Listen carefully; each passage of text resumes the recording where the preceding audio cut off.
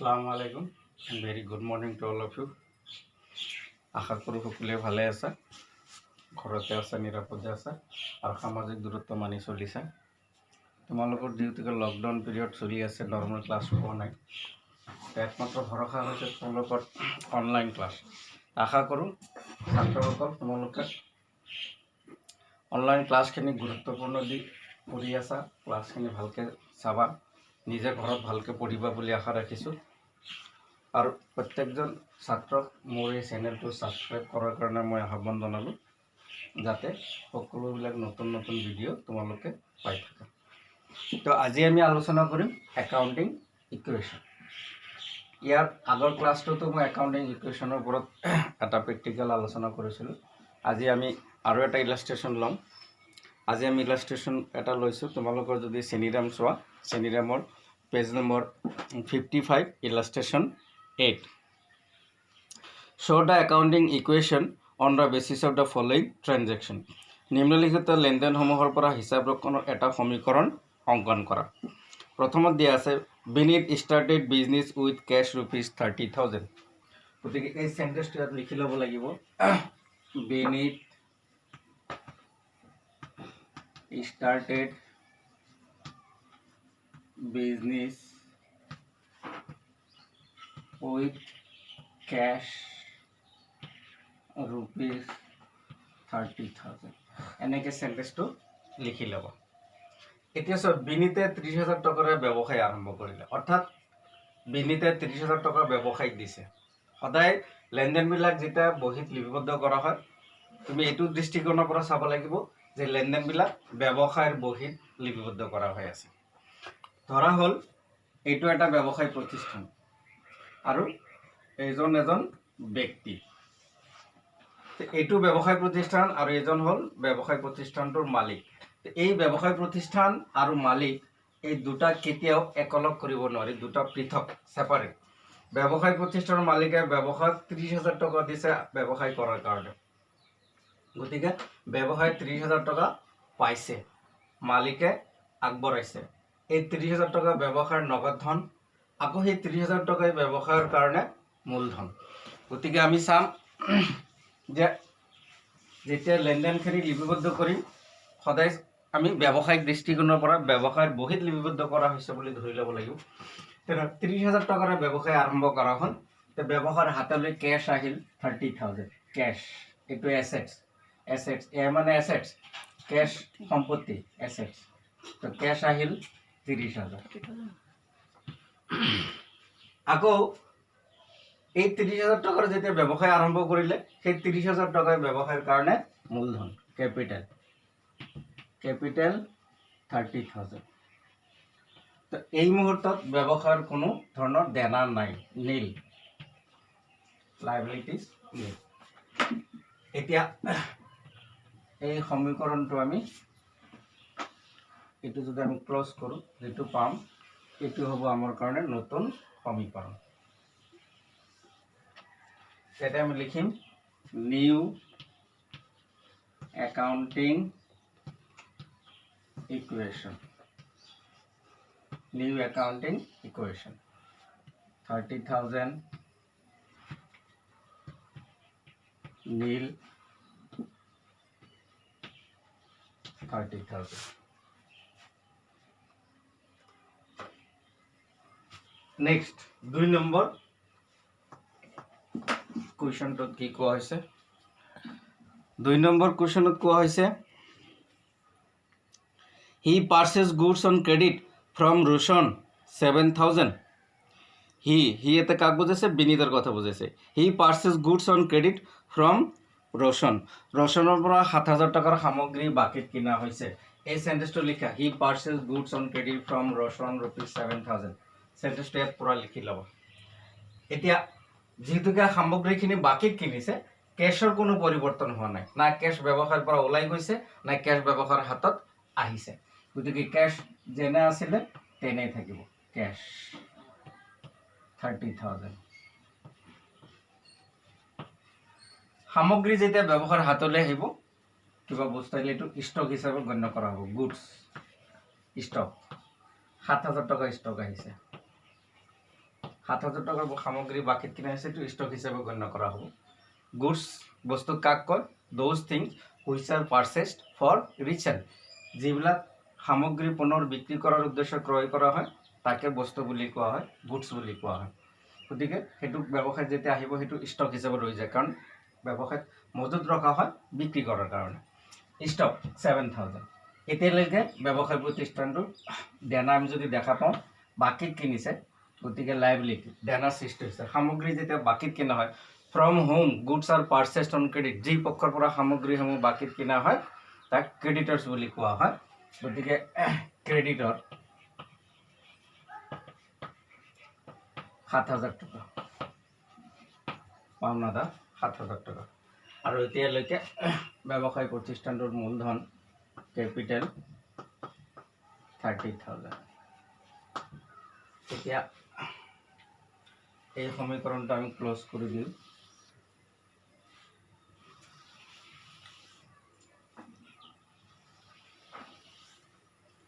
এইটো যোগ কৰিলে আমি পাম 37,000 7,000 30,000 এতিয়া চোৱা assets is equal to liabilities plus capital দুটা পক্ষ সমান হৈছে 3 নম্বৰ কোৱেশ্চনটো ইয়াতে লিখা সেম 3 নম্বৰ কোৱেশ্চনটো লিখা যি কোৱেশ্চন আছে এতে 3 নম্বৰটো লিখা তো 3 নম্বৰত কোৱা হৈছে he purchased furniture from Novanit for cash 2,000 2,000 টকাৰ ফাৰ্নিচাৰ কিনা হৈছে নগদ টকা কিনা হৈছে তো নগদ টকা যদি আমি কিনিছো ক্যাশৰ পৰিৱৰ্তন হৈছে কাৰণ 2,000 টকাৰ ফাৰ্নিচাৰ কিনাৰ লগে লগে যেহেতু নগদ কিনিছো ফাৰ্নিচাৰ পাৰ্চেছড অন ক্যাশ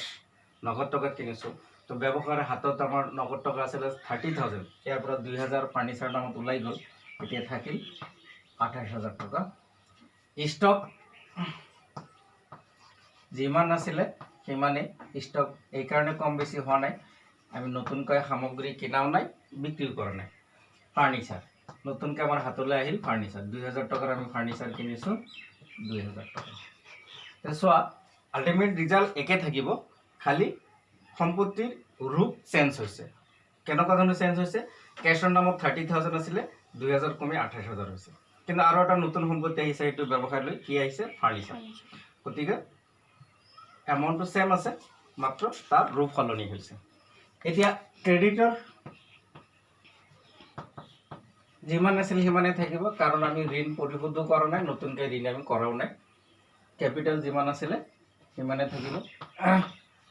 ক্যাপিটাল কম বেছি তেতিয়া হ'ব যদি ব্যৱসায় প্ৰতিষ্ঠান লাভ বা লোকসান হয় তেতিয়াহে কম বেছি হয় বা আহৰণ কৰিলে এতিয়ালৈকে আমি এইটো সমীকৰণ যোগ কৰিলে left side is equal to right side সমান হয় না নহয় প্ৰুফ কৰি চাম অৰ্থাৎ assets is equal to liabilities plus capital সমান হ'ব লাগিব তেনেহলে assets আমি 37,000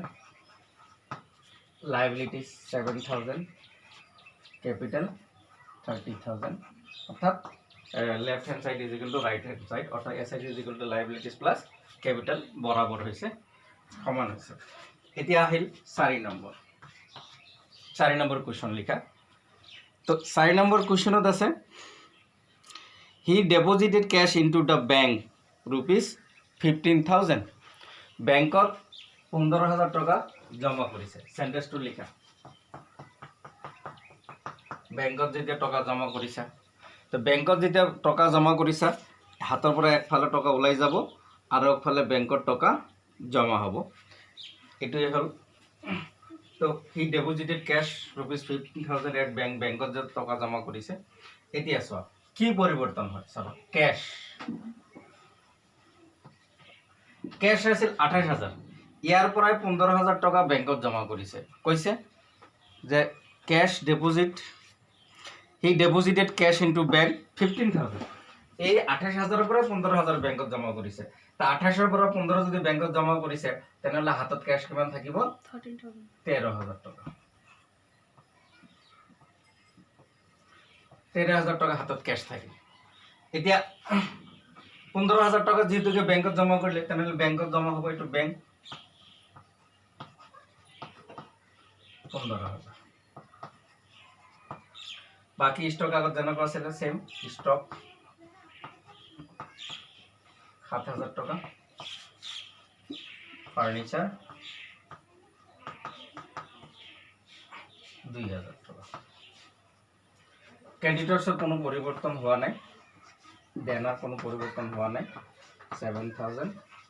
ক্যাপিটালের কোনো পরিবর্তন হওয়া নাই 30 এতিয়া আমি যোগ করো যোগ করলে যেটো পাম এটা হইছে নতুন ইকুয়েশন নিউ ইকুয়েশন সেম ইয়াতে লিখিব নিউ অ্যাকাউন্টিং ইকুয়েশন ঠিক তেনেকৈ ইয়াতে লিখিব লাগিব নিউ অ্যাকাউন্টিং ইকুয়েশন তো এইটো যোগ কৰি যেটো পাম সেম নিউ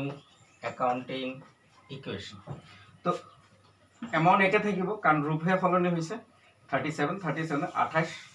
30 37 এ হ'ব 37,000 7,000 আৰু 30,000 এই হল আমাৰ 4 নম্বৰ ইকুয়েশনলৈকে এতিয়া আমি 5 নম্বৰলৈকে আলোচনা কৰিম তো এইখিনিলৈকে আমি 4 নম্বৰ ইকুয়েশন আলোচনা কৰিলো এতিয়া আমি অলপ মুছিব লগা হৈছে কাৰণ আমাৰ স্পেচৰ অভাৱ হ'ব মই ওপৰৰ দুটামান মুছি দিছো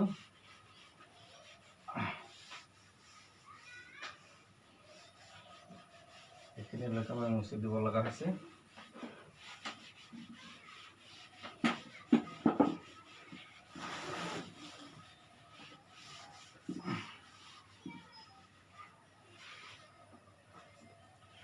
এতিয়া চোৱা 5 নম্বৰ ইকুয়েশনটো তো ইয়াত আহিব 5 নম্বৰ সেন্টেন্সটো ইয়াতে লিখিবা 5 নম্বৰ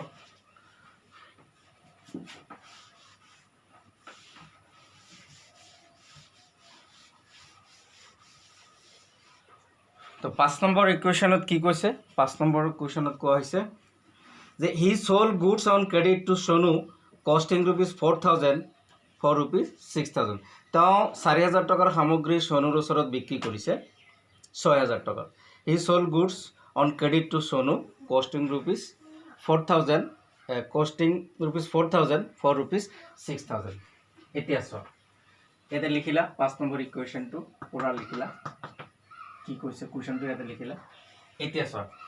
তেওঁ 4,000 টাকার সামগ্রী 6,000 টাকাত বিক্রি করেছে অথচ বাকিত বিক্রি করেছে তেনেহলে ক্যাশের কোনো পরিবর্তন হওয়া নাই ক্যাশ যিমান আছিল সিমানে থাকিব কারণ বাকিত যেহেতু বিক্রি করেছে ক্যাশ আগত আছিল আমার 13,000 আছে ব্যাংকত 15,000 টাকা জমা আছে সেম থাকিব কারণ টাকা আমি উঠোৱাও নাই কাকো দিয়াও নাই নতুনকে জমাও কৰা নাই স্টকৰ পরিবর্তন হব এই কারণে স্টকের পরিবর্তন হব আমার স্টক মজুদ আছিল 7,000 টাকা তারপরে আমি 4,000 টাকার সামগ্রী বিক্রি করেছি তাহলে 7,000 পৰা 4,000 গলে স্টক থাকিব আমাৰ 3,000 আৰু যেহেতু আমি বাকিত বিক্ৰি কৰেছি তো সামগ্ৰী যদি বাকিত বিক্ৰি কৰা হয় যে পক্ষৰ ওচৰত সামগ্ৰী বাকিত বিক্ৰি কৰা হয় সেই পক্ষক ডেটৰ্স বুলি কোৱা হয় গুডস সোল্ড অন ক্রেডিট যদি সামগ্রী বাকিত বিক্রি করা হয় টু হোম কালৈ বিক্রি করা হয়েছে সেই পক্ষকে ডেটর্স বুলি কোৱা হয় অর্থাৎ goods sold on credit to whom goods are sold on credit that is called debtor অর্থাৎ ডেটর কিমান টাকার বস্তু ডেটর সৃষ্টি হল আমার 4,000 টাকার বস্তু আমি 6,000 বিক্রি করেছি গতিকে ডেটৰ্সৰ পৰা আমি 6,000 টাকা পাম ফাৰ্নিচাৰ যেনেকুৱা আছিল তেনেকুৱাই থাকিব ফার্নিচার 2,000 টাকা আছিলে ফার্নিচার ক্রেডিটর সেম আগত আছিল 7,000 থাকিব ক্যাপিটাল আছিল 30,000 প্লাস প্রফিট বা প্লাস নকৰিলে হ'ব ডাইৰেক্ট প্ৰফিট কেনেকে প্ৰফিট হল 4,000 টাকাৰ বস্তু আমি যেহেতু 6,000 বিক্ৰি কৰিলো 2,000 টাকা আমাৰ লাভ হৈছে লাভটো মূলধনৰ পৰিমাণ বৃদ্ধি কৰে এতিয়া এইখিনি আমি যোগ করি যেটো পাম দ্যাট ইজ নিউ ইকুয়েশন এতিয়া যোগ করা 28 3 31 6 37 আর 2 39 39,000 7,000 আৰু 32,000 তো আল্টিমেটলি দেখা গ'ল assets is equal to liabilities plus capital মান মিলি গৈছে এতিয়া next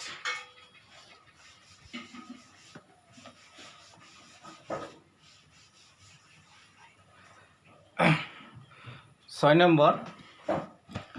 he withdraw cash for private use 400 ছয় নম্বৰ লিখা ইয়াতে ছয় number he withdraw cash rupees 400 for private use সেন্টেন্সটো লিখা হ'ল 400 টকা উঠাইছে ব্যক্তিগত ব্যৱহাৰৰ কাৰণে এতিয়া ক্যাশ যিমান আছিল তাৰ পৰা 400 টকা ক্যাশ কমি যাব কাৰণ 400 টকা ব্যৱহাৰৰ পৰা উঠাই লৈছে তো ক্যাশ 13000 আছিল 400 উঠাই লৈছে তেনেহলে হ'ব 12600 টকা 12600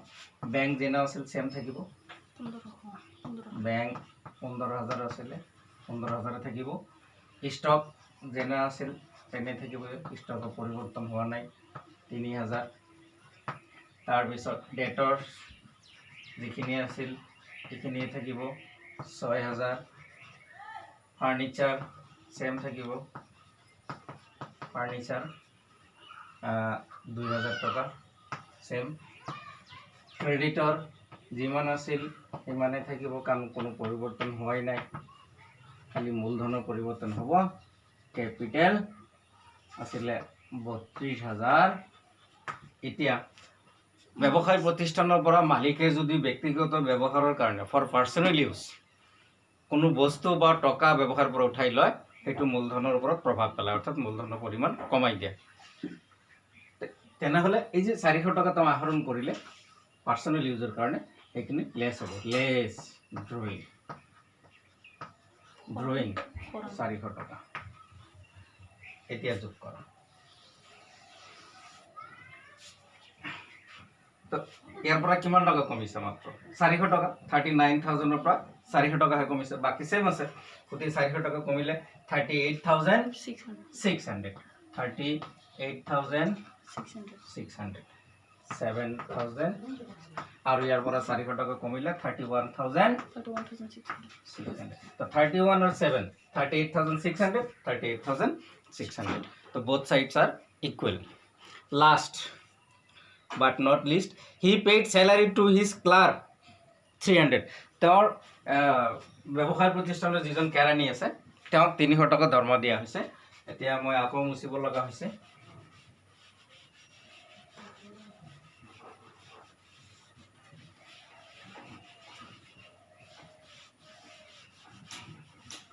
তো যেতিয়া দৰমহা দিছে সেন্টেন্সটো এটা লিখা এটো 7 নম্বৰ তো দৰমহা কিমান টকা দৰমহা দিছে বুলি কোৱা হৈছে যে 300 টকা দৰমহা দিছে তো 300 টকা দৰমহা দিয়াৰ লগে লগে ক্যাশৰ আকৌ পৰিৱৰ্তন হৈছে ক্যাশ ওলাই গৈছে ক্যাশ 12300 হৈ গ'ল বাকি বিলাক সেম থাকিব কোনো পৰিৱৰ্তন হোৱাই নাই বেংক 15000 টকা তাৰ পিছত স্টক আছিল 3000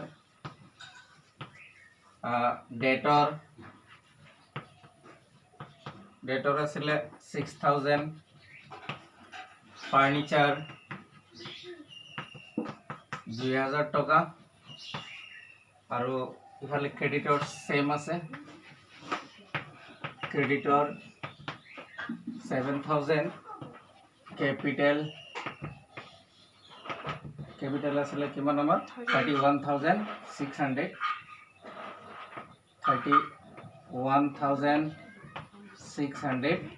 লেস স্যালাৰি দৰমহা দিছে স্যালাৰি কিমান টকা কমি দৰমহা কিমান দিছে 300 টকা এই 300 টকা এতিয়া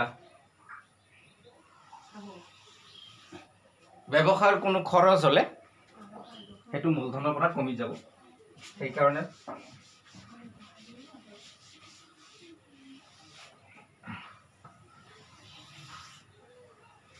আমি এখিনি দেখা পালো যে ইয়াৰ পৰা মাত্ৰ 300 টকা কমিছে অৰ্থাৎ 38600 পৰা 300 টকা গলে 38300 আৰু ইফালে 7000